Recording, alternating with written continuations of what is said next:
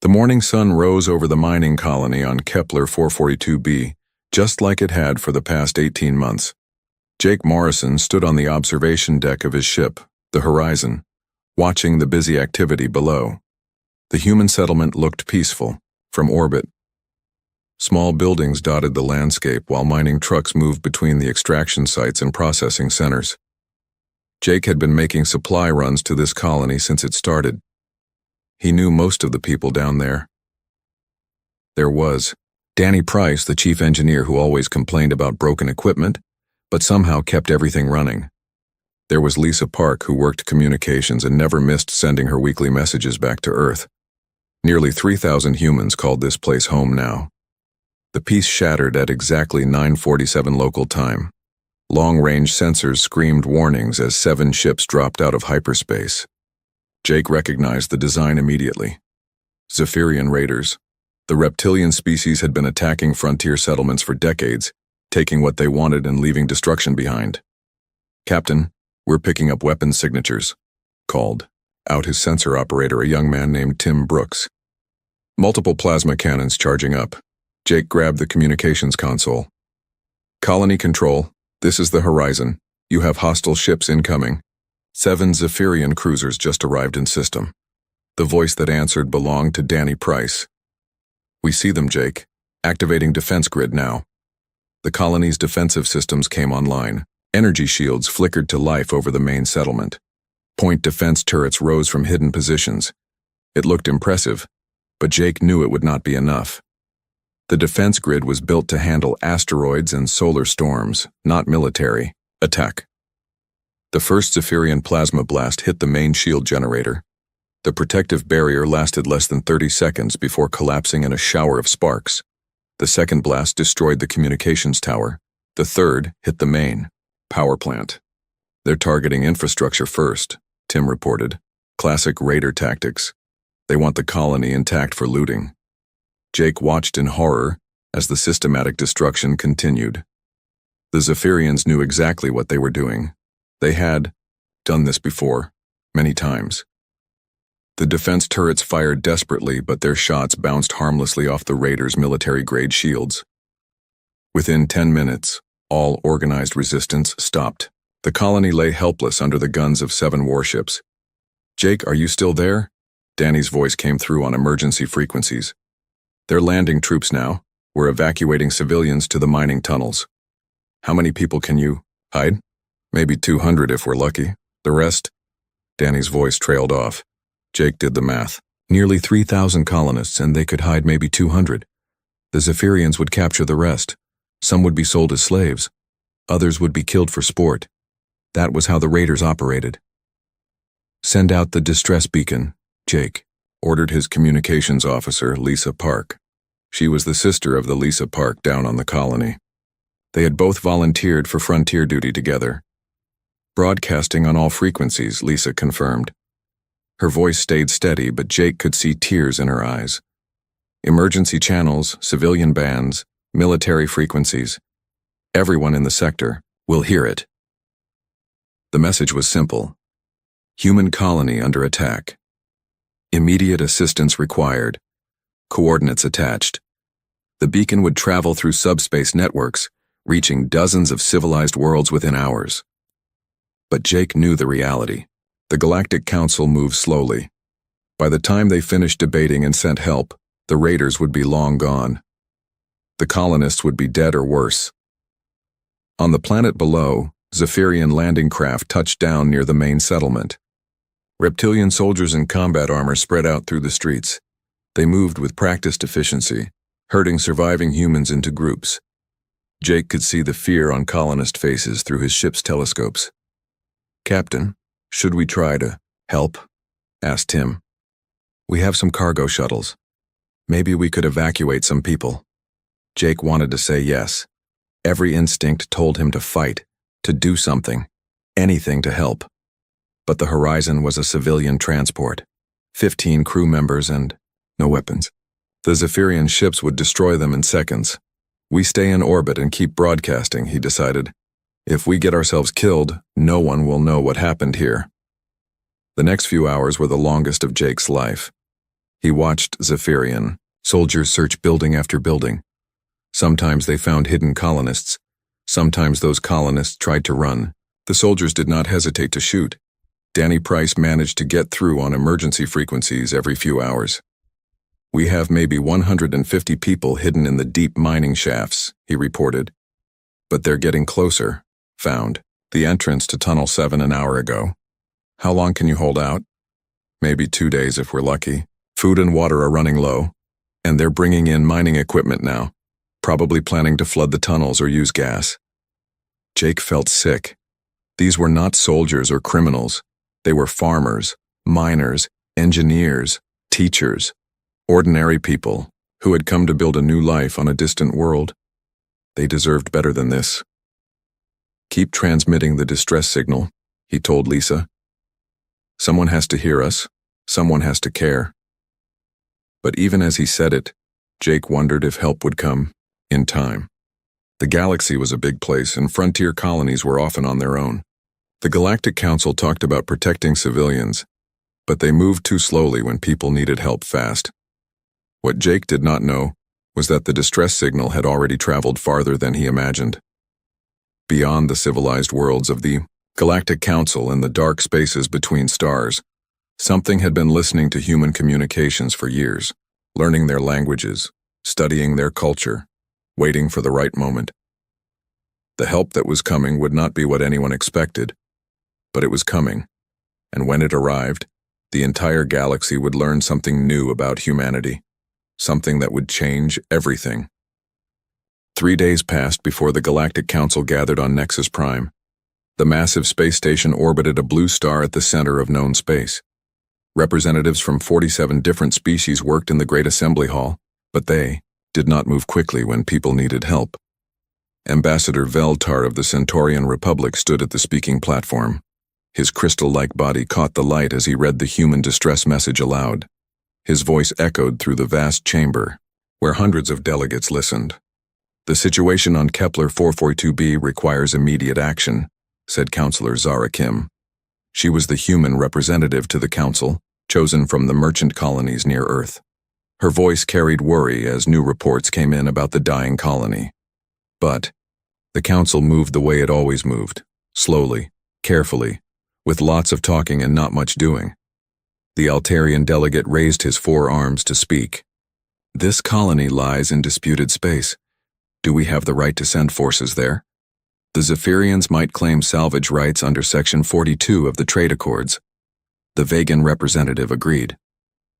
"My people have had problems with the Zephyrians too.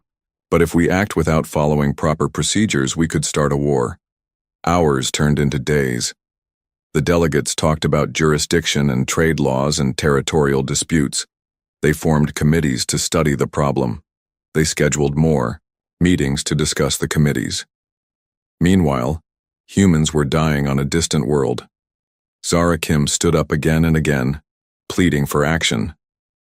"These are civilians, farmers and miners and teachers. They have no weapons, no military training. Every hour we wait, more people die." But the other delegates had their own concerns. The Draconian Empire worried about setting bad precedents. The Silicon Collective wanted guarantees about mining rights. The Aquatic Federation questioned whether land-based colonies deserved the same protection as water worlds. Back on Kepler 442b, the situation got worse every hour. Danny Price had managed to keep some colonists hidden in the deep mining tunnels, but the Zephyrians were getting smarter. They brought in thermal scanners to detect body heat. They pumped smoke into some tunnels to force people out. "We lost Tunnel 6 yesterday," Danny reported to Jake Morrison during one of their brief communications. 23 people. "The Zephyrians are getting better at finding us." Jake floated in orbit above the planet, watching through his telescopes, as more Zephyrian ships arrived. Not warships this time, but cargo vessels. They were getting ready to take everything valuable and leave. "How many people do you still have hidden?" Jake asked. "Maybe 120. We started with nearly 200, but..." Danny's voice faded. He did not need to finish the sentence. Jake's crew was getting restless. His pilot, a woman named Carol Reed, kept asking why they did not try to help. His engineer, Bob Hayes, suggested they could modify the cargo shuttles to carry more people. "We're not soldiers," Jake reminded them. "We have no weapons, no armor, no training. Those Zephyrian ships would destroy us in seconds." But saying the words did not make Jake feel better. He knew these people. He had carried supplies to their homes, shared meals with their families, listened to their dreams about building something new on this world. Now he could only watch as those dreams died. The Zephyrians worked with cold efficiency. They stripped the power plants of valuable components. They loaded trucks with refined metals from the processing centers. They took everything that could be sold on the black market. The captured colonists were sorted into groups. The young and healthy went to slave ships. The old and sick were left behind. Jake did not want to think about what would happen to them. When the raiders finished looting, on the fourth day something changed. Jake's sensor operator Tim Brooks noticed it first. "Captain, I'm picking up some strange energy readings. Long-range sensors show something big coming this way." Jake studied the displays. Multiple contacts approaching from deep space.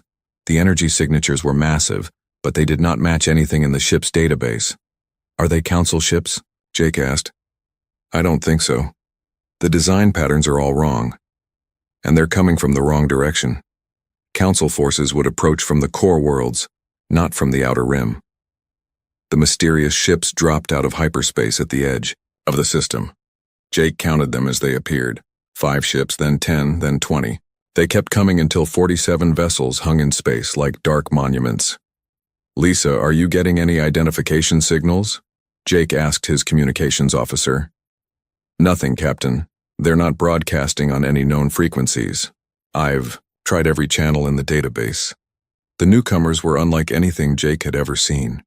The ships were huge, angular things that seemed to eat light instead of reflecting it.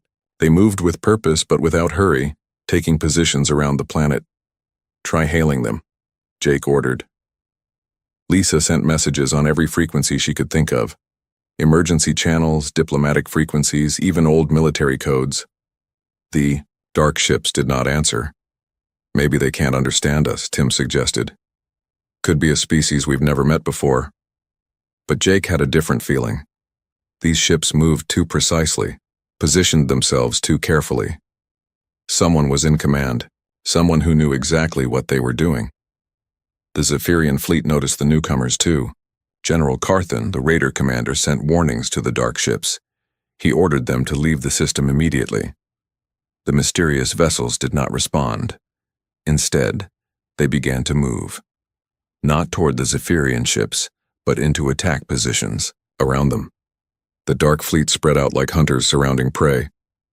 "Captain," Tim said quietly, "I think we're about to see a fight."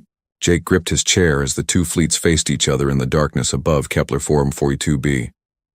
The colonists hiding in the tunnels below had no idea that help had finally arrived. But Jake suspected that when the shooting started, the galaxy would learn something new about war, something that would change everything. The dark ships did not waste time with words. They spoke with action instead. Admiral Beth Cole stood on the bridge of her flagship, watching the tactical displays show enemy positions. Her weathered face showed no emotion as she studied the Zephyrian fleet. 7 raider ships against 47 human vessels. The numbers told the story, but Beth had learned long ago that numbers were not everything in war. "Weapons status," she asked her tactical officer, Lieutenant Ryan Fox. "All ships report ready, Admiral. Kinetic batteries loaded and targeted, railguns charged, nuclear warheads armed and ready." Beth nodded. The Terran Defense Coalition had spent decades preparing for this moment. Not this exact battle, but something like it. The moment when humanity would have to show the galaxy what they had become in the darkness between stars. "Target their engines first," Beth ordered. "I want prisoners to question. Dead raiders tell us nothing useful." The Zephyrian fleet was preparing to leave the system with their stolen cargo and captured humans. General Carthan had filled his ships with everything valuable from the colony. Metals, equipment, and nearly 3,000 human prisoners packed into cargo holds like animals. The general had sent warnings to the mysterious dark ships, ordering them to leave immediately. When the strangers did not respond, he assumed they were scavengers hoping to steal some of his prize. He had dealt with scavengers before.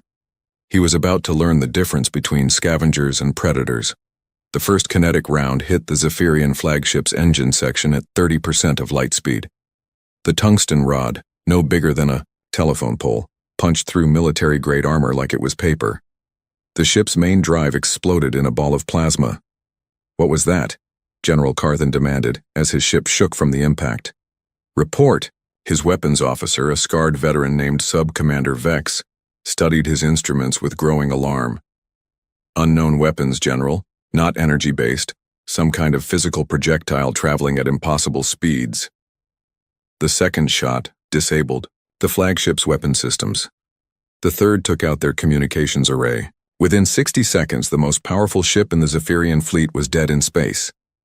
The other raider ships tried to fight back. Plasma cannons fired at the dark vessels, but the human ships moved like they knew where every shot would go. They slipped between plasma bolts and missile salvos like dancers avoiding raindrops. "How are they doing that?" Vex asked as another volley missed completely. The answer was simple but terrifying. The Coalition had been watching Zephyrian tactics for 50 years. They knew how the raiders moved, how they fought, how they thought. Every battle the Zephyrians had ever fought was studied and analyzed by human strategists. The raiders were fighting an enemy that had learned all their secrets. One by one, the Zephyrian ships fell silent. Not destroyed, but disabled with surgical precision. Engines gone, weapons offline, communications dead. The human fleet surrounded them like wolves around wounded prey. Then Admiral Cole opened a communication channel to the Zephyrian flagship. General Carthen appeared on the main screen, his scaled face showing confusion and growing fear. Behind him, his bridge crew worked frantically at smoking control panels. "I am Admiral Beth Cole of the Terran Defense Coalition," she said. Her voice was calm and cold. "You have attacked human civilians. Under our laws, this means war." The Zephyrian general tried to recover his dignity. "I am General Carthen of the Zephyrian Raider Fleet. We acted within accepted parameters of salvage law. The colony was undefended and in disputed space. The Galactic Council recognizes our right to claim abandoned settlements. Your laws do not apply to us," Cole replied. "We never signed your treaties. We do not recognize your council's authority. And we certainly do not accept your excuses for murdering our people." Carthen's eyes narrowed. "You cannot be human. The humans are weak traders and miners. They have no warships, no military force. Who are you, really?" Cole smiled, but there was no warmth in it. "We are what humans become when you push us too far. We are what happens when you leave our people to die while politicians debate and bureaucrats delay." She gestured to someone off-screen. "Begin the interrogation." What happened next would be recorded in Council archives as humanity's first demonstration of what they called enhanced questioning techniques. The Zephyrians discovered that humans had very creative ideas about extracting information from people who hurt their families. Jake Morrison watched from his ship's bridge as Coalition vessels surrounded each disabled raider. He saw boarding, pods attached to Zephyrian hulls like parasites.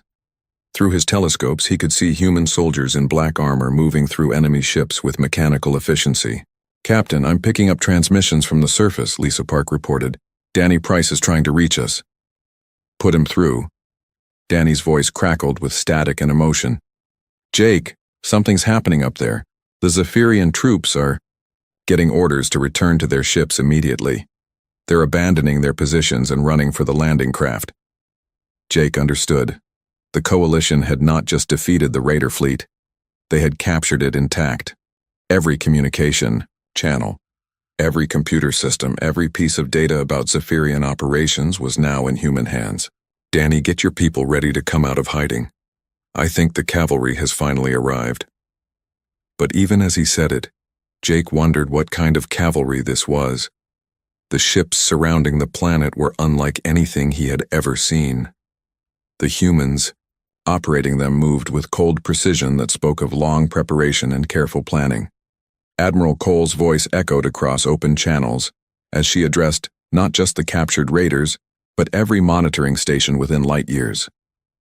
"This is Admiral Beth Cole of the Terran Defense Coalition. We are broadcasting this message to all civilized species in the galaxy. Today you have seen what happens when humans are pushed beyond their limits. We do not seek war, but we are prepared for it in ways you cannot imagine. She paused, letting her words sink in. Leave our people alone, and we will remain in the shadows where we belong. Touch our civilians again, and we will show you exactly what our species is capable of when we stop being civilized. The message traveled across subspace networks, reaching every major world in the galaxy within hours. The Galactic Council, still debating jurisdiction and procedures, suddenly found themselves facing a new reality. Humanity was not what they thought it was. News of the battle spread through subspace networks faster than the speed of light. Every monitoring station, every communications relay, every intelligence service in the galaxy received the same shocking report. An unknown human fleet had appeared at Kepler 442b and destroyed a Zephyrian raider squadron in less than 30 minutes. Captain Alex Turner commanded the Deep Space Monitoring Station Outpost 7, located on the edge of Council space. His job was to watch for threats coming from the unexplored regions beyond the galactic rim. He had been doing this work for 15 years and had never seen anything like the energy signatures his instruments detected. The ships came from beyond the outer rim, Turner reported to his superiors at Council Intelligence. We're talking about a fleet that traveled over 3,000 light-years to respond to that distress call. That kind of range suggests a massive support network we knew nothing about. The implications were staggering.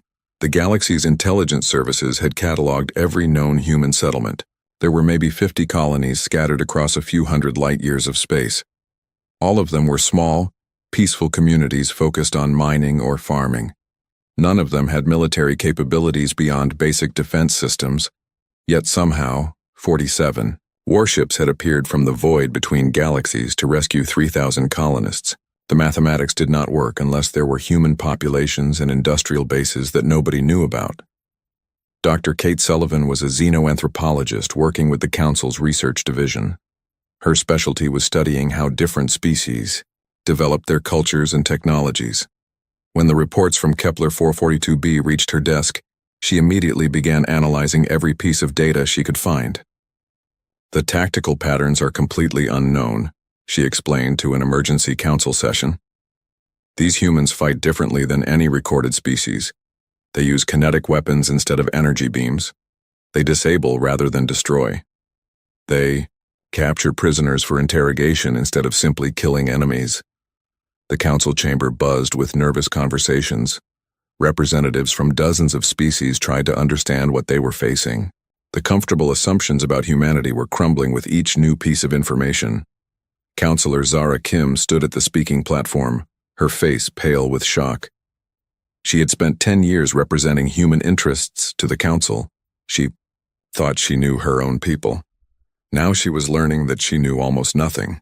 The ships identified themselves as the Terran Defense Coalition, she reported. I've never heard of this organization. According to our records, there is no such human government or military force. Ambassador Veltar of the Centaurian Republic asked the question everyone was thinking. If these humans have been hiding such powerful military capabilities, what else don't we know about them? The answer came from an unexpected source. The captured Zephyrian prisoners, under intensive questioning by coalition forces, revealed information that shocked even their human interrogators. General Carthen, stripped of his rank and dignity, sat in a detention cell aboard Admiral Cole's flagship. His scaled hands shook as he answered questions from a human intelligence officer named Captain Roy Clark. Your people have been watching us for decades, Carthen said. Every raid, every battle, every tactical decision, we found monitoring devices in the wreckage of ships we destroyed years ago. Human technology, but not from any known colony. Captain Clark made notes on his data pad. Tell me about the monitoring devices. Small, almost invisible. They recorded everything. Ship movements, weapon capabilities, communication frequencies. We thought they were Council intelligence gathering, but the technology was too advanced. The picture that emerged was both impressive and terrifying. While the known human colonies struggled to survive on frontier worlds, another branch of humanity, had been building something else entirely in the darkness between stars. They had been watching, learning, and preparing for the day when their people would need protection. The Coalition's methodology was unlike anything in recorded galactic history. Where other species sought to join galactic civilization, these, humans, had chosen isolation and self-reliance. They had studied every major conflict in the past century, analyzed every weakness in Council peacekeeping protocols, and built their entire society around a single principle. Never again would humans be left defenseless. Admiral Cole's background briefing to the Council revealed the scope of what they were dealing with. She spoke from the bridge of her flagship, her image transmitted to every major world in the galaxy. The Coalition represents human colonies that were abandoned during the early expansion period, she explained. When the first-generation ships left Earth, not all of them reached their intended destinations. Some were damaged by cosmic radiation. Others suffered mechanical failures. A few were attacked by hostile species. She paused, letting the implications sink in. The survivors of those failed colonies had a choice. They could give up and die, or they could adapt and survive. They chose survival. Over the past century, they built new homes in the void between galaxies. They developed technologies that don't appear in any Council database. They created a civilization dedicated to protecting human life wherever it might be found. The Council delegates listened in stunned silence as Cole continued. "We didn't ask to be part of your galactic community. We don't want your trade agreements or your diplomatic protocols. But we have been listening to your communications, watching your politics, studying your wars. We know how you operate. We know your strengths and your weaknesses." Cole's expression hardened. "Most importantly, we know that when humans are in danger, your Council talks while our people die. That ends now. From this day forward, any attack on human civilians will be considered an act of war against the Coalition. We will respond with overwhelming force, and we will not ask permission first." The transmission ended, leaving the galaxy's leaders to contemplate a new reality. Humanity was not the scattered collection of peaceful traders they had catalogued. Somewhere in the darkness beyond known space, humans had built something that could challenge the established order. The balance of power in the galaxy had shifted overnight, and nobody knew what would happen next. 6 months after the Kepler 442b incident, the galaxy had changed in ways that nobody could have predicted. The comfortable order that had existed for centuries was gone, replaced by something new and uncertain. President Sam Davis of the Terran Defense Coalition stood on the bridge of his flagship, the Retribution. Behind him, holographic displays showed the locations of Coalition fleets throughout the galaxy. 47 ships had responded to the distress call at Kepler 442b, but that was only a small fraction of humanity's true military strength. The Council had demanded a meeting, and Davis had agreed.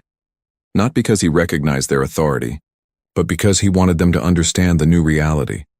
The transmission would reach every major world in known space within hours. "Members of the Galactic Council," Davis began, his voice calm and professional. "I am President Sam Davis of the Terran Defense Coalition. You have requested information about our capabilities and intentions. I am here to provide that information."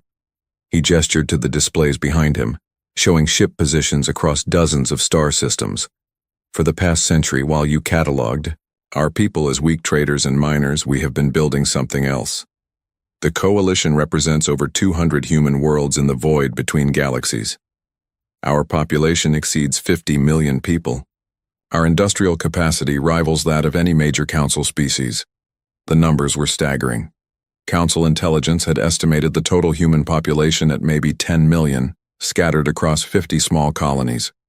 They had been off by a factor of 5, and the implications were terrifying. Davis continued his presentation with methodical precision. "We have been watching your civilization for decades. We know the location of every major military installation, every trade route, every weakness in your defensive networks. We have studied how each of your species conducts warfare. We know your tactics, your technologies, your limitations." To prove his point, Davis ordered a demonstration that would be remembered as the most chilling display of military capability in galactic history. Coalition vessels appeared simultaneously in 12 major systems throughout Council space. Not to attack, but simply to prove they could.